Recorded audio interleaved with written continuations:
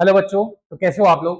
तो जैसे कि आपको पता होगा कि भाई क्लास 9 का मैथ्स का सिलेबस चेंज हुआ है ना। अभी एनसीईआरटी की गाइडलाइंस आई है और उन्होंने अपना नया सिलेबस भी दिया है। तो बहुत सारे बच्चों का डर था कि सर अब तो सिलेबस चेंज हो गया है। ऑलरेडी क्लास 9 हमारी थोड़ा सा टफ होती थी। तो सर अब कैसे पढ़ना होगा, क्या पढ़ना होगा, मैथ्स में क्या क्या चेंज हुआ, हमको कैसे क्या करना है। तो इसीलिए हम लोग एक वीडियो बना रहे हैं। इस वीडियो में मैं आपको बताऊंगा कि क्लास 9 में बेसिकली क्या क्या चेंज हुआ है। देखो, फर्स्ट ऑफ ऑल पहली बात ये डर खत्म हो दो, ठीक है, कि कुछ चेंज हुआ है, बहुत ज्यादा टफ हो गया है। अगर तुमको लगता है तो बस ये तुम 4 से 5 मिनट का ये हम वीडियो बना रहे हैं सिलेबस का, तुम्हारे मैथ्स का। इस वीडियो को तो तुम पूरा देख लेना। वीडियो खत्म होगा तो तुम्हें रियलाइज होगा वो जो डर था ना वो सिलेबस में नहीं था, वो तुम्हारे दिमाग में था। ठीक है, तो बस ये 5 मिनट का वीडियो देखो। मैं बताऊंगा तुम्हें पॉइंट टू पॉइंट क्या चेंजेस हुए हैं, क्या चीजें ऐड हुई हैं, और हम इसको कैसे एक नई स्ट्रेटेजिक फॉर्म में इसको हमको तैयार करना है, मतलब पढ़ना है। ठीक है, तो स्टार्ट करते हैं। तो ये है हमारा नया चैप्टर, ठीक है, सॉरी नया सिलेबस। ये हमारा नया सिलेबस। इसमें देखो पहला हमारा इंट्रोडक्शन टू पॉलिनोमियल्स, हम हमेशा से पढ़ते आए हैं, वही चीजें हैं। हमारा introduction to polynomial, number system, ये दोनों चीजें सेम है। ठीक है, number system and introduction to polynomial. फिर हमारे आते हैं सीक्वेंस एंड प्रोग्रेशन। देखो प्रोग्रेशन मतलब समझ में आया, ये वही प्रोग्रेशन है, arithmetic progression, geometric progression and AP GP and HP. ठीक है, ये इसमें हमको पढ़ना पड़ेगा। अभी तक आप इसको क्लास 9th में पढ़ते थे। देखो टेंशन लेने वाली कोई बात नहीं थी। पता है क्लास 9th हमारा क्या था, हमारा क्लास 9th ये था जहां पे हम अपना बेस मजबूत करते थे ताकि हम 10th में अच्छा फोड़ पाए, अच्छा कर पाए। तो अभी क्या है यार, ठीक है, अभी क्लास 9th में थोड़ा टफ हो गया, तो हमारा क्लास 10th में हम जब जाएंगे तो हमारे ऑलरेडी हम चीजें पढ़े रहेंगे, तो हमारे लिए क्लास 10th ईजी हो जाएगा। मम्मी पापा कहते नहीं है बेटा हमसे घर में डांट खा दो लेकिन बाहर किसी से डांट मत खाना। तो वही सेम चीज है, अभी तुम्हारा प्रैक्टिस करना है क्लास 9 में, तुम्हें बेस मजबूत करनी है। टफ हो जाएगा कोई बात नहीं, 10th तो हमारा इजी हो जाएगा ना, 10th में हमको बहुत ज्यादा वर्डन नहीं रहेगा और टफ है भी नहीं, बस तुम देखते जाओ। देखो सीक्वेंस एंड प्रोग्रेशन में एपी जीपी एंड एचपी आपको पढ़ना पड़ेगा, मैं बता दूंगा, बस एक सीरीज है, नॉर्मल सी चीज है, डरने की कोई बात नहीं है।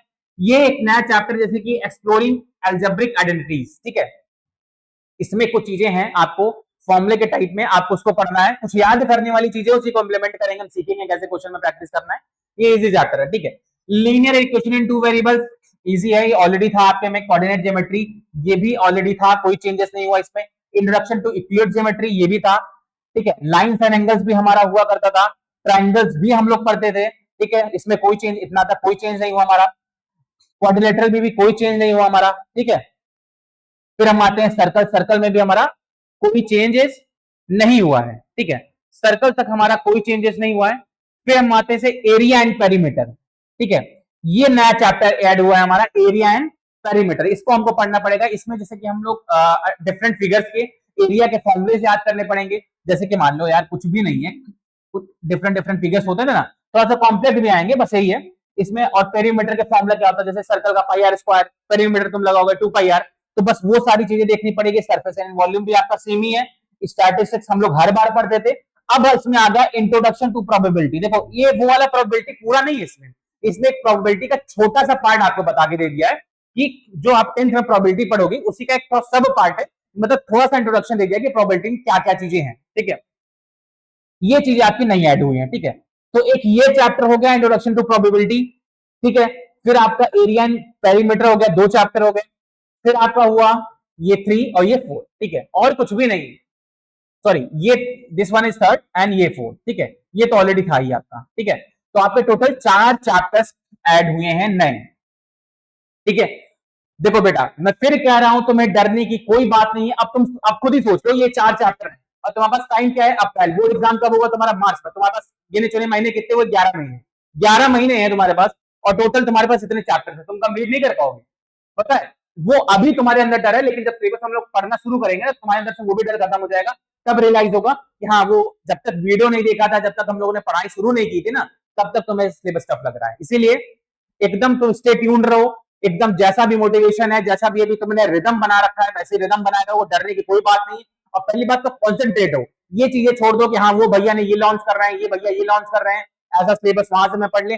सिलेबस सबका सेम है। ठीक है, चाहे एनसीईआरटी जो भी अपनी गाइडलाइन ली है, सारे सब कोचिंग इंस्टीट्यूट सेम ही सिलेबस फॉलो करवाएंगे, सेम ही चीजों से तुम्हें तैयारी करनी है, सेम ही कंटेंट तुम्हें पढ़ना है। अब तुम्हें डिपेंड ये करता है तुम्हारी कनेक्टिविटी कहां बनती है। ठीक है, इसलिए 10 जगह डिस्ट्रैक्ट मत हो, एक जगह पंक्चुअल रहो और हर एक चीज एक स्ट्रेटेजिक फॉर्म से तैयार करो। बाकी डोंट वरी, एक चीज मैं कंप्लीट कराऊंगा, तुम्हें एकदम डरने की जरूरत नहीं है। हाँ, बस तुम चैनल सब्सक्राइब कर लेना। लाइक करने के लिए मैं नहीं कह रहा हूं, बस सब्सक्राइब कर लेना ताकि तुम तक कंटेंट पहुंचे या कुछ नई चीजें आए, अगर मैं वीडियो बनाऊं तो तुम तक पहुंचे, तुम्हें पता चल जाए, तुम अवेयर हो जाओ बस। बाकी ऑल द वेरी बेस्ट, तुम बने रहो चैनल में, हर एक चीज तुम्हारा तैयार करवाऊंगा, ठीक है? डोंट वरी, इसलिए घबराना नहीं है। मिलते हैं तुम्हें अगली वीडियो में साइंस क्लिप से बस के साथ, ठीक है? ओके।